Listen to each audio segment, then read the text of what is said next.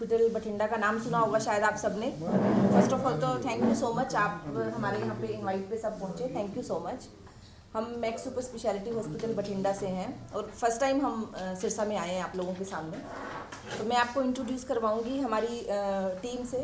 यहाँ पे डॉक्टर रोहित मोदी हैं जो कार्डियोलॉजी डिपार्टमेंट के डायरेक्टर हैं और पिछले सर कितने साल से आप 8 साल से बठिंडा में। 8 साल से तो बठिंडा में, उससे पहले भी सर के पास वैसे वास्ट एक्सपीरियंस है। 20-25। हाँ, तो यहाँ पे as a director sir cardiology department चला रहे हैं और डॉक्टर गौरव शर्मा हैं जो न्यूरो सर्जन है और यहाँ पे 24/7 हमारा कार्डियक एमरजेंसी, न्यूरो एमरजेंसी हम देख रहे हैं। तो सर बात करेंगे आपसे। Good morning everyone. मेरा नाम डॉक्टर गौरव शर्मा है। मैं max super speciality hospital Bathinda में कंसल्टेंट न्यूरो सर्जन हूँ। यहाँ से हम आपको ये बताना चाहते हैं कि हमारी जो इमरजेंसी सर्विसेज है मैक्स सुपर स्पेशलिटी हॉस्पिटल में बठिंडा में वो 24/7 फंक्शनल रहती हैं। Any time of the day night कोई भी न्यूरो की इमरजेंसी होती है, कोई एक्सीडेंट हो गया, रोड साइड एक्सीडेंट्स हैं या फिर ब्रेन हैमरेज है या फिर जो स्ट्रोक जिसको हम बोलते हैं लकवा आ जाता है, इस तरह की जो भी इमरजेंसीज न्यूरो से रिलेटेड होती हैं उसके लिए हमारा सेंटर मैक्स हॉस्पिटल जो है बठिंडा वो 24/7 रेडी रहता है। We have a dedicated neuro ICUs, we have a dedicated neuro staff जो नर्सिंग स्टाफ होता है, we have a dedicated intensive care team जो न्यूरो के पेशेंट्स को डेडिकेटेडली देखती है फॉर एनी एमरजेंसी और एडमिशन के टाइम पे, after surgery, during surgery we have a dedicated neuro anaesthetist जो इनको मैनेज करते हैं न्यूरो के केसेस को। So we have a functional 24/7 functional setup for neuro cases, for neuro emergency cases. Stroke के केस में मैं थोड़ा स्पेसिफिकली, और जो जिसको हम कहते हैं लकवा आ गया जिसमें ब्रेन में एक नस ब्लॉक हो जाती है, उसकी वजह से हाथ पैर रुक जाते हैं, ये एक बहुत ही इमरजेंसी होती है। इसमें पेशेंट को थ्रोम्बोलाइज करने की ज़रूरत पड़ती है। एक टीका होता है जिसको हमें 4 घंटे के अंदर अंदर मरीज़ को देना होता है। अगर हम वो 4 घंटे के अंदर दे देते हैं तो ट्रीटमेंट अलग होता है। वही पेशेंट 4 घंटे के बाद अगर हॉस्पिटल में पहुंचता है तो ट्रीटमेंट बिल्कुल अलग हो जाता है। तो ये थ्रोम्बोलाइज जो इंजेक्शन होता है जिसको हम थ्रोम्बोलिसिस कहते हैं, क्लॉट को कह सकते हैं कि घोलने का जो एक नस को दोबारा चलाने के लिए जो इंजेक्शन लगाया जाता है, उसकी सुविधा बहुत ही कम सेंटर्स में उपलब्ध होती है क्योंकि इसमें इंजेक्शन देने में थोड़ा सा एक रिस्क इन्वॉल्व होता है। उस रिस्क को मैनेज करना एक बड़े सेटअप में ही हो सकती है वो चीज़, तो वो हमारे हॉस्पिटल मैक्स बठिंडा में उपलब्ध है।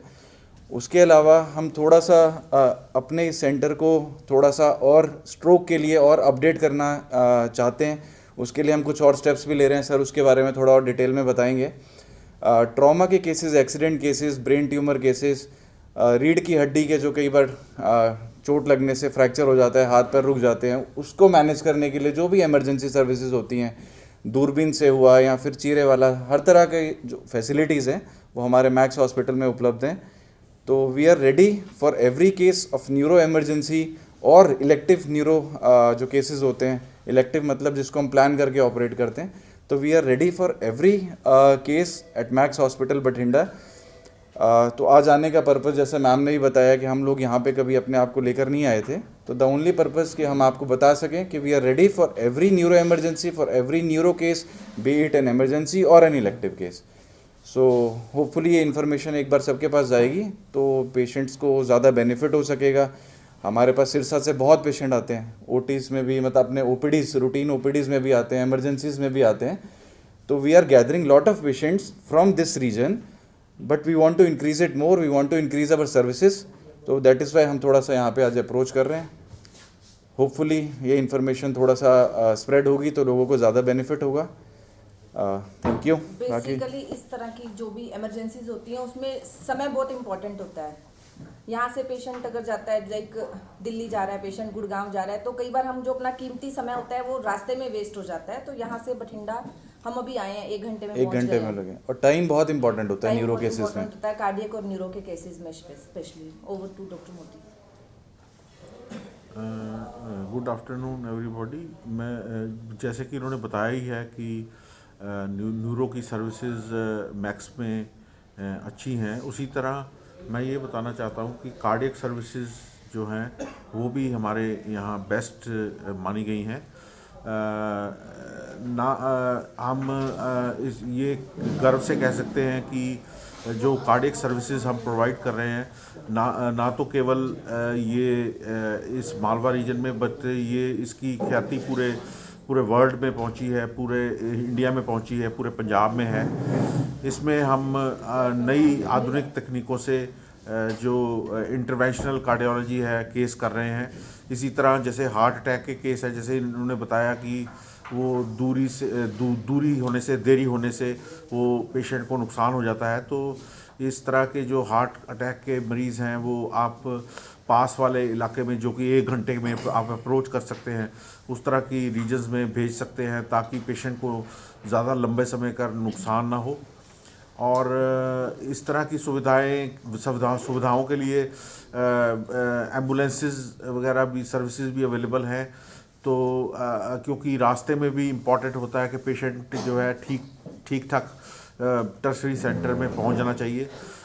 और जो मैक्स हॉस्पिटल है, जो भी इलाज होता है, मैक्स हॉस्पिटल एक सुपर स्पेशलिटी हॉस्पिटल है। यहाँ पे हर तरह की सुविधा एक ही छत में अवेलेबल है, क्योंकि मरीज जो ह्यूमन बॉडी होती है वो ऐसा नहीं होता कि हार्ट का इलाज अलग है, ब्रेन का इलाज अलग है, या पेट का इलाज अलग है, गुर्दों का इलाज अलग है। सारी बॉडी आपस में कनेक्टेड होती है। अनलेस आपका इलाज एक कम्प्रिहेंसिव तरीके से एक ही जगह हो सके, वो फैसिलिटी अवेलेबल होनी चाहिए, तभी आज के युग में तभी वो इलाज अच्छी तरह माना जाता है। क्योंकि बॉडी जो है इंटरकनेक्टेड होती है। अगर एक हिस्से में, अंग में कोई तकलीफ़ आती है तो वो दूसरे अंग को परेशान कर सकती है। तो एक कम्प्रिहेंसिव ट्रीटमेंट के लिए ये बहुत ज़रूरी है। जैसे छोटे छोटे नर्सिंग होम्स होते हैं या होता है, मैं उनको क्रिटिसाइज़ नहीं करता, लेकिन अल्टीमेटली फिर उनको ज़रूरत पड़ती है कि वो पेशेंट जी शिफ्ट किया जाए। अभी ये तकलीफ़ थी, वो बढ़ के आगे हो गई, फिर मरीज़ को जो असुविधा होती है उससे बचा जा सकता है। और असुविधा के अलावा जो उस समय बर्बाद होता है, उससे मरीज़ की जान भी जा सकती है। तो ये सारी चीज़ें हैं, इसीलिए हम ये एडवोकेट करते हैं कि ये जो जहाँ सुविधाएं पूरी तरह आखिर तक, जैसे अब हार्ट की मरीज़ों में हमने ऐसी सुविधाएं दे रखी हैं जो आखिर तक पेशेंट को सेव करके रखता है। जैसे हमने लाइफ सपोर्ट शुरू की है, जैसे इंट्रा-एओर्टिक बलून पंप यूज़ करते हैं या एक्मो यूज़ करते हैं। उसमें मरीज़ को हम इवन जो बिल्कुल जिसको कि लोग कह देते हैं ये तो नहीं बच सकता है, उस तरह के मरीज़ों को हमने एक्मो पे डाला है। एक पीछे एक पॉइजनिंग का केस था जिसमें कि कौन सा पॉइजनिंग थी वो, नहीं पैराक्वेट, हाँ पैराक्वेट पॉइजनिंग का पेशेंट था, जो कि हमारे जो लंग स्पेशलिस्ट थे उन्होंने कह दिया था कि ये बचना इम्पॉसिबल है, आप जो मर्ज़ी कर लो। लेकिन मरीज़ों जो रिलेटिव्स थे उनका इरादा कुछ और था, हमारा इरादा कुछ और था। उनको हमने एक्मो सपोर्ट पे डाला, और एक्मो सपोर्ट डालने के बाद महीना यहाँ पे उसको कोशिश करते रहे कि उनके लंग्स रिकवर हो जाएं। अनफॉर्चुनेटली वो उनकी बात, डॉक्टर साहब की बात बिल्कुल ठीक थी, लंग्स बिल्कुल रिकवर नहीं कर रहे थे।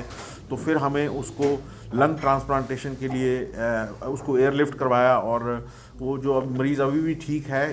यंग फीमेल पेशेंट था, वो शायद किस साइड का था, वो गंगानगर साइड का था, वहाँ से हमारे पास आया था।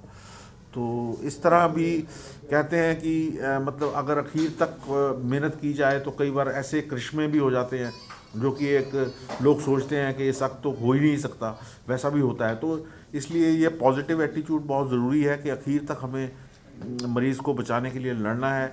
इसके लिए रिलेटिव्स की रजामंदी बहुत ज़रूरी है, उनका आप पे फेथ बहुत ज़रूरी है। अनलेस आप फेथ के साथ अपने डॉक्टर के पास आएंगे, वो आपको पूरा बेनिफिट नहीं दे पाएगा। जब आप उस पर डॉक्टर पे फेथ छोड़ देते हैं, सब कुछ कर देते हैं, तभी डॉक्टर भी एक अच्छे तरीके से पूरी जान लगा के मरीज़ को बचा सकता है। इसी तरह हम ये कार्डियोलॉजी में नई नई सुविधाएं हमने यहाँ पे शुरू की हैं, जैसे इंट्रावास्कुलर अल्ट्रासाउंड है या सिंक वीएन है, फिलिप्स की नई नई मशीनें हमने यहाँ पे प्रदान की है।